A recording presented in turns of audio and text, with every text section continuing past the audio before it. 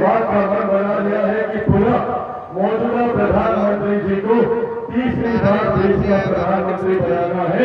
इसमें कहीं कोई संदेह नहीं है, इसमें कहीं कोई विचार की बात नहीं। ये पूरे देश में इस बात का मन बना लिया। देश के जिस कोने में हम लोग जहां जहां पर हम लोग जाने का काम कर रहे हैं, बिहार के जिस विधानसभा में हम लोग जाने का काम कर रहे हैं, हर एक जगह से, हर लोकसभा से ये बात स्पष्ट है कि बिहार की 40 सीटें हम लोग जीतने जा रहे हैं। जरूरी है प्रधानमंत्री जी का तीसरी बार देश का प्रधानमंत्री बने। ये एक बार ऐसे प्रधानमंत्री है जिन्होंने देश की अर्थव्यवस्था को मजबूती देने का काम किया। जब देश की अर्थव्यवस्था मजबूत होती है, आज से पहले हमने से कोई नहीं जानता था कि भारत की अर्थव्यवस्था कौन से पायदान पर है, पर जब आज पिछले 10 सालों में प्रधानमंत्री जी के नेतृत्व में देश की अर्थव्यवस्था दुनिया की 5वीं सबसे बड़ी अर्थव्यवस्था बनी। जब देश की अर्थव्यवस्था मजबूत होती है तो एक राज्य का राजस्व बढ़ता है। जब राज्य का राजस्व बढ़ता है तो हर क्षेत्र का आर्थिक विकास होता है, और जब क्षेत्र का आर्थिक विकास होता है तो हर गरीब व्यक्ति के हाथ में ज्यादा कमाई आती है, प्रति व्यक्ति आय में इजाफा होता है। इसके लिए देश की अर्थव्यवस्था का मजबूत रहना जरूरी है। लक्ष्य है कि 5 साल में देश की इस अर्थव्यवस्था को तीसरे नंबर की अर्थव्यवस्था पर लेकर जाना। हमारे प्रधानमंत्री जी ने जहां देश की अर्थव्यवस्था को मजबूत करने का कार्य किया, तो वहीं महिलाओं के सम्मान के लिए शौचालय भी बनवाने का काम किया, महिलाओं की सुरक्षा के लिए उज्ज्वला योजना देने का काम किया। वहीं कोई गरीब व्यक्ति आर्थिक अभाव के कारण इलाज से वंचित न रह जाए, उज्ज्वला योजना भी देने का काम किया। जहां प्रधानमंत्री जी ने सड़क से हमारी सीमाओं को सुरक्षित रखने का काम किया, जहां हमारे रक्षा मंत्री जी ने हमारे देश को बाहरी ताकतों से सुरक्षित रखने का काम किया, तो वहीं अंतरिक्ष के माध्यम से भी कैसे भारत सुरक्षित रहे, इस बात का भी ध्यान हमारी केंद्र की सरकार ने दिया। आज हम बिहारियों की जिम्मेदारी और ज्यादा बढ़ जाती है। एक लंबे समय के बाद बिहार का सौभाग्य जगह है कि हम लोग को डबल इंजन की सरकार मिली है। डबल इंजन की सरकार के लाभ आप लोगों को बताने की जरूरत नहीं है, बगल का राज्य उत्तर प्रदेश देख लीजिए किस तरीके से मजबूती से दिन दुगनी 7-8 गुनी तरक्की कर रहा है, वो सिर्फ और सिर्फ डबल इंजन की सरकार की वजह से।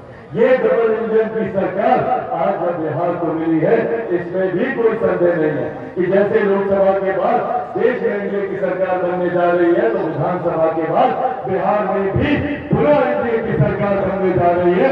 ऐसे में जरूरी है कि हमें कैसे प्रत्याशी का चुनाव करें जो केंद्र सरकार में भी सहभागी हो और राज्य सरकार में भी उनकी सहभागिता हो। साथियों, अपनी बातों को आप समाप्त करने से पहले और ये आग्रह करने से पहले कि आप लोग अध्यक्ष गुलाब पांडे जी मौजूद इस हमारे मंच पर, हमारी जमुई की माननीय विधायिका, आप सबकी लोकप्रिय विधायिका श्री सिंह जी मौजूद इस सम्मानित मंच पर, एनडीए के प्रत्याशी लोक जनशक्ति पार्टी रामविलास के प्रत्याशी हमारे अरुण भारती जी मौजूद इस सम्मानित मंच पर।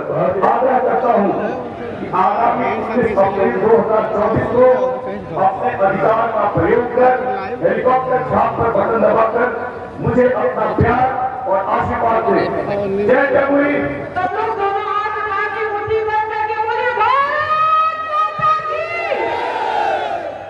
आज इस चुनावी सभा में उपस्थित मंच पर भारतीय जनता पार्टी के प्रदेश अध्यक्ष उप मुख्यमंत्री बिहार आदरणीय प्रहलाद चौधरी। माता की जय जय श्री राम, जय जय श्री राम।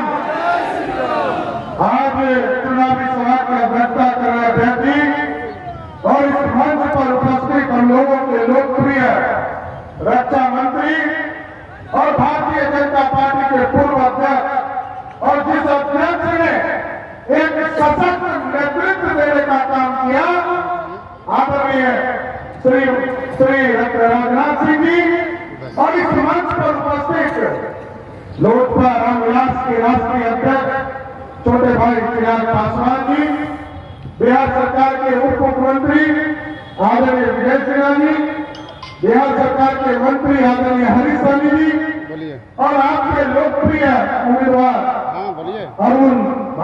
भी सम्मानित लोजपा के नेतागण, सम्मानित जदयू के नेतागण, सम्मानित भारतीय जनता पार्टी के नेतागण और सम्मानित हम पार्टी और आरएलएम के नेतागण और इस मंच के सामने उपस्थित तमाम भाई और बुजुर्गों, नौजवान साथियों, छोटे छोटे बच्चे और माताएं बहनों, आज हम आदरणीय राजनाथ जी का यह स्वागत करना चाहते हैं कि आज बाबा साहब भीमराव अम्बेडकर साहब के जयंती के शुभ अवसर पर इन्होंने जो मैनिफेस्टो बनाया, देश 2047 का विकसित भारत में, इसका आज संकल्प पत्र देश में यशस्वी प्रधानमंत्री जी और आदरणीय राजनाथ सिंह जी और आदरणीय नड्डा जी ने जब जारी किया, हम जमुई वासी की तरफ से इनका जोरदार स्वागत करना चाहते हैं साथियों, और इनको इसलिए भी धन्यवाद देना चाहते हैं। यही राष्ट्रीय अध्यक्ष के तौर पर थे जब देश में यशस्वी प्रधानमंत्री का उम्मीदवार आदरणीय नरेंद्र मोदी जी को देने का काम किया। इसके लिए भी आदरणीय राजनाथ जी का हम स्वागत करना चाहते हैं, क्योंकि हमको तो आदत हो गई थी ऐसे प्रधानमंत्री का। जब तक कोई श्रीमती गांधी स्पीच नहीं दाबती थी तब तक तो प्रधानमंत्री बोलते ही नहीं थे। और हमको धन्यवाद इसलिए दे रहे राजनाथ जी को कि आज दुनिया में डंका बज रहा है और आपका नेतृत्व, आपके अध्यक्ष के अकाल में भारतीय जनता पार्टी पहली बार आजादी के बाद एब्सोल्यूट मेजॉरिटी के तौर पर सरकार बनाने का काम किया, एनडीए की सरकार बनाने का काम किया। और जो गरीब कल्याण के लिए आप लोगों ने सपना देखा, 2047 का भारत बनाने का सपना देखा, और हम कमिटमेंट को नहीं भूलते, ये सबसे बड़ी बात है। 1950 में जिस सपने को डॉक्टर श्यामा प्रसाद मुखर्जी ने देखा था, उस सपने को भी साकार नरेंद्र मोदी की सरकार ने किया और 370 को उठाकर कचरे के ढेर में फेंक दिया। आज भारत एक है। पंडित चाणक्य ने तो 1000 वर्ष पहले भारत, अखंड भारत का सपना देखा था। और जिस तरह टेंट में आप बैठे हैं ना, प्रभु श्री राम 550 वर्षों तक से इंतजार कर रहे थे। आज संकल्प लिया है मैनिफेस्टो के माध्यम से कि हम 3 करोड़ और गरीबों का घर बनाएंगे। 4 करोड़ घर जब प्रधानमंत्री जी दे रहे थे तो अयोध्या में प्रभु श्री राम भी टेंट में बैठकर इंतजार कर रहे थे कि कोई भगत आए और हमको भी टेंट से निकालकर भव्य राम मंदिर में ले जाए। इसके लिए भी धन्यवाद देना चाहते हैं। और गरीब कल्याण में लगातार आपके माध्यम से योजना चल रही है। हमारा राजनाथ जी को, देश के प्रधानमंत्री आदरणीय नरेंद्र मोदी जी को धन्यवाद देना चाहता हूं। आज डबल इंजन की सरकार आपके आशीर्वाद से बना। कब तक गरीबों के कल्याण में जब महागठबंधन की सरकार की चीजों को अटकाना, भटकाना, फंसाना, ये काम हो रहा। आपने आयुष्मान भारत पूरे देश के लिए दिया था, लेकिन इसकी शुरुआत जब हम लोगों ने 2020 में किया तो बीच के कालखंड में इसको मात्र 83 लाख रोक दिया गया। लेकिन जब प्रधानमंत्री ने तय कर दिया इस देश में कोरोना काल में कोई गरीब भूखा नहीं सोएगा, 5-5 किलो का अनाज दिया जाएगा प्रत्येक व्यक्ति को। उसी तरह डबल इंजन की सरकार जब आपके आशीर्वाद से बना तो बिहार के लोकतंत्र में अनोखा उदाहरण पेश हुआ। मात्र 15 दिनों में 2 करोड़ लोगों को आयुष्मान भारत बिहार और भारत के नरेंद्र मोदी के कृपा से देने का काम किया गया। और हम लोग अस्वस्थ हैं, जिस तरह मोदी जी की गारंटी है और मोदी जी की गारंटी में स्पष्ट है कोई भ्रष्टाचारी नहीं बचेगा। और आजकल भ्रष्टाचारी लोग क्या कर रहे हैं? जब सावन का महीना चल रहा था तो उनके 4 सीटें पिताजी जो बिहार को लूट कर सत्ता में बैठे थे वो मटन खा रहे थे। और आजकल उनका बेटा जो 4 सीटें है, आजकल वो हेलीकॉप्टर में मछली खा रहा है नवरात्रा में। अब समझिए सनातन विरोधी कैसे है। अरे हम लोग तो ये समझते थे कि लालू प्रसाद जी का परिवार न मटन खाने वाला है न मछली खाने वाला है, ये तो चारा खाने वाला था। ये मछली और मटन पे कैसे आ गया? इसलिए साथियों आप लोगों को तय करना है 19 तारीख को एक हेलीकॉप्टर चाप पर देकर यहाँ से अरुण भारती जी को जिताइएगा। जैसे ही चुनाव जिताइएगा वैसे ही देश में यशस्वी प्रधानमंत्री नरेंद्र मोदी जी प्रधानमंत्री बन जाएंगे साथियों। और मोदी जी की गारंटी स्पष्ट है साथियों। मोदी जी ने कहा है भ्रष्टाचारियों को छोड़ेंगे नहीं। हम लोगों को भी राजनाथ जी का आदरणीय नड्डा जी का आदरणीय प्रधानमंत्री जी का जो आशीर्वाद किया और हम लोगों ने डबल इंजन की सरकार बनाई था। एक एकदम स्पष्ट करिए नौजवानों को गुमराह करने का प्रयास किया जाए। लालू प्रसाद जी जब 1990 से लेकर 2005 तक मुख्यमंत्री रहे तो चारा खाए और नौकरी कितना दिया? 95,000 लोगों को 15 साल का नौकरी दिया। 2005 से लेकर 2020 तक आपने नीतीश कुमार जी को एनडीए को सरकार दिया तो 7.5 लाख लोगों को नौकरी दिया साथियों। और आज कमिटमेंट है हमारा 2020 से 2025 के बीच में, जब 2025 में आपके हम वोट मांगने आएंगे आपको एकदम स्पष्ट करते हैं 10 लाख सरकारी नौकरी एक नौजवान को मिलने का काम किया है। और ये गारंटी है साथियों, क्योंकि हम लोग को भ्रष्टाचार के ऊपर जिस तरह मोदी जी का कार्रवाई चल रहा तो ये लोग में मिला जाता है। अब तो बिहार में भी कानून बना दिया। ये जो बालू माफिया, शराब माफिया, जमीन माफिया एकदम स्पष्ट है। इसको हम लोग चिन्हित करने का काम शुरू कर दिया। इलेक्शन के बाद आपको दिखेगा हमने कानून बिहार विधानसभा से पारित करके बना दिया है।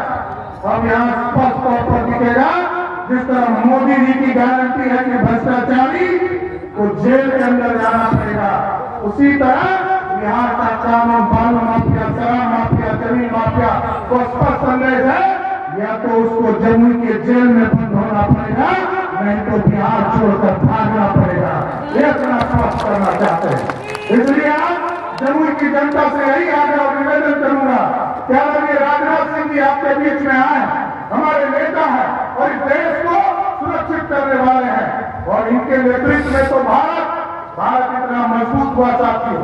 कल तक पाकिस्तान के लोग यहाँ के हिंदुस्तान के सैनिकों का सर काट के चले जाते थे और हिंदुस्तान के रक्षा मंत्री और प्रधानमंत्री टुकुर ताकते थे, लेकिन आज आदरणीय नरेंद्र मोदी जी के एक हफ्ते के भीतर भगवान महावीर की खोई हुई वो मूर्ति न सिर्फ हम लोगों ने बरामद की बल्कि उसको पुनर्स्थापित कर वहां पर आज एक खूबसूरत और दुनिया का सबसे खूबसूरत जय मंदिर हम लोगों ने प्रत्याशी अरुण भारती, मंत्री बिहार सरकार श्री हरीश सहनी जी, श्री राजू तिवारी जी प्रदेश अध्यक्ष लोजपा, सुश्री श्रेयसी सिंह विधायक जमुई, श्री हुलास पांडे पूर्व विधायक पार्षद बिहार संसदीय बोर्ड अध्यक्ष, श्री जीवन सिंह जिलाध्यक्ष लोजपा, श्री कन्हैया सिंह जी, श्री शैलेंद्र महतो जी जिलाध्यक्ष जैन।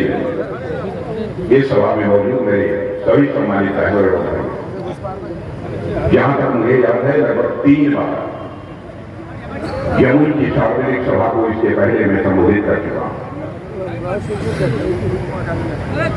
लेकिन मुझे यह भी याद आता है इसके पहले जब भी मैं जमुई आया बहन भाई को हमारे अभिन्न मित्र